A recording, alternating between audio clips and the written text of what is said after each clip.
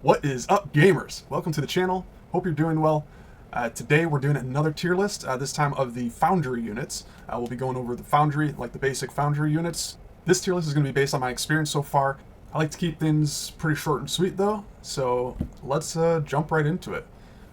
First up, we have the Recall Shocker, and I think the Recall Shocker deserves a solid B. You'll see in comparison where I throw some of the other units in here, that'll kind of help give a little better understanding of why I'm placing these where I place them. But in my opinion, the Recall Shocker is perfectly fine as a unit, doing decent AoE damage, of course, except it's just got that slow movement speed. And so there's just a few other, units that I think are a little bit better than this one, and that's why I kind of put it at a solid B. Moving on to the Crusader we have here. We'll put the Crusader in A. The Crusader is a very good unit. It's the, I think it's the tankiest unit in the game. It's super tanky for its cost. It's actually pretty quick. It actually has pretty decent damage. The only downside really is that it's got a very short range to it. It's basically melee, but other than that, like, it's a very good solid unit. Perfect as a tanking unit. Perfect frontline unit for your more DPS heavy units in the backline. If you haven't seen the previous tier lists yet, go check those out. There's a little bit of a preamble in the first one, and those first two that I made were all about the core units. Next up we have the Ballista. The Ballista, I'll put that a little below the Recall Shocker. They function in the same role basically as being your AoE damage basic Foundry unit. So I'd prefer to have the Recall Shocker over the Ballista, because the Recall obviously has that ability to jump and teleport to other resource bases that you have up. The Ballista, in my opinion, is just one of the weaker AoE units, and there's nothing really unique or special about it, so I honestly don't really have much more to say about the Ballista. Next up, we have the Shocker. Shocker is one of my favorite units so far. I'm going to have to put that ahead of the Crusader even, in A. Shocker, I think, is the best, one of the best AoE units in the basic Foundry. You'll see, I think there's one other one that can top it, but it's super good. It does a ton of damage, especially when you have these masked up, and when you have a good solid front line like the Crusader, or maybe some crabs or scorpions or something. They got a little bit of tankiness to them. They're not going to die super quick, like some other units that you'll see. Next up, we got the King Crab. I think I'll start out with him on the low end of A. Yeah, King Crab overall is just a very good unit.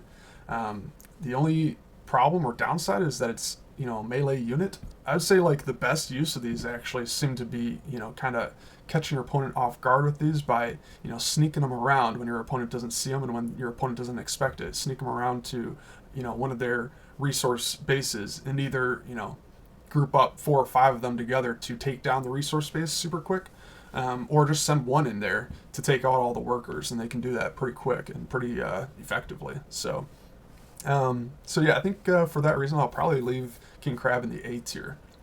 Next up we have the Raider, and I think I'll put the Raider in the C tier. I honestly haven't used these myself, and I've seen them used only a few times by some of the top players and whatnot, but they haven't really seemed all that useful or effective. I mean, I guess they're good at doing their job, which is raiding, taking out your enemy's workers. They can do that super quick, but I just don't see really the point in having a unit like this that's purely dedicated to killing workers. I just don't think it's worth it when you could have a much better, well-rounded deck with something else in there. We'll move on here to the Mortars. Mortars, I think, are one of the best units in the game. Mortars are just insane. They've even gotten nerfed a few times, I think, already, and I still feel like they're super strong. I hate playing with the Mortars. I played with them a few times and just didn't really like the play style to it. And I see them played all the time. I go up against them all the time, and they're just insane. They got such high DPS, such high range as well, and it's so hard to fight against these things. And once you reach a critical mass with these, they'll just mow everything down.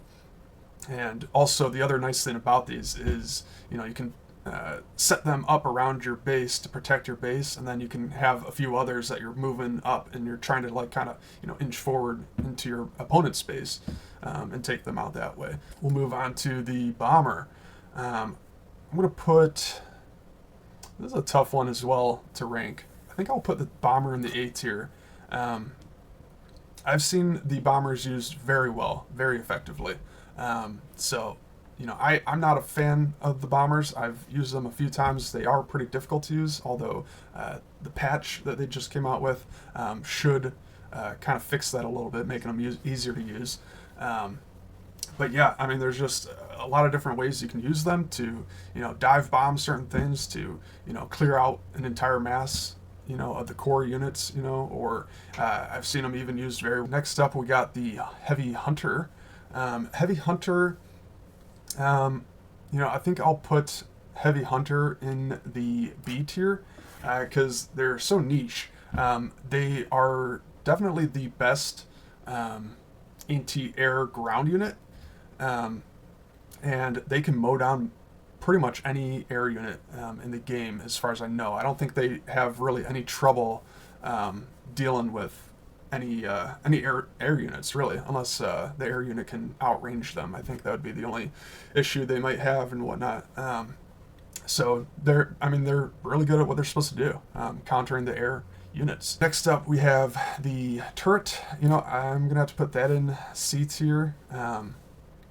This is something that's even more niche.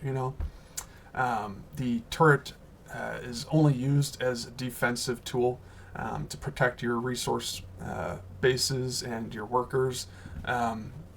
So again, I like to have more versatility with my units that I'm putting in this slot. So something that can be defensive and offensive at the same time. And with the turret, it's completely stationary. You can't move it around. It does pretty well at its job of what it's supposed to do, but it's not even the best. It's like, why use the turret when you could just use the mortar instead, which is going to be 10 times better, and you can pick it up and move it around. So just don't really see much of a reason for going turrets. Next up, we got the destroyer.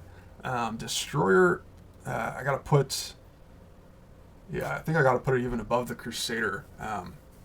I've been using the destroyers a lot, and I've been loving using them. They recently got a buff, or like a quality of life buff, so that they auto target the tanky units like the Crusader and the Mammoth, which I find makes them super good now. So as long as you are moving around safely with these and positioning them correctly, you can immediately attack and destroy all the tank units in range. They're also very good at taking out things like the king crabs, as well as like heavy ballistas and just other very tanky units. These are super good for that. So this is actually the Shocker and the Destroyer are actually the two units that I run the most in my deck. I love this combo because the Shocker obviously is very good at the AoE damage, and a lot of times the opponents will be running Crusaders to try to counter my Shocker, and so then I run the Destroyer, which will counter the Crusaders, and so I just find it to be a very good combo, sort of a 1-2 punch, if you will. Next up, we have the SweetShotGames, and I think I'll put the SweetShotGames at the top of B. They're very close to being A.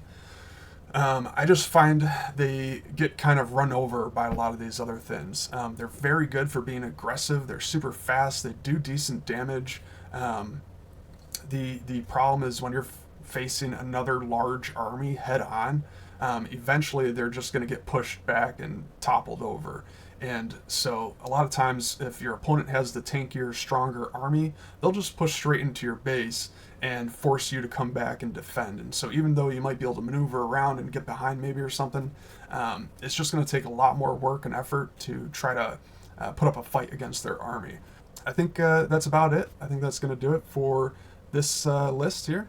And I want to thank you guys so much for watching. If you enjoyed, please give a like and a subscribe. And I'll catch you soon in the next one.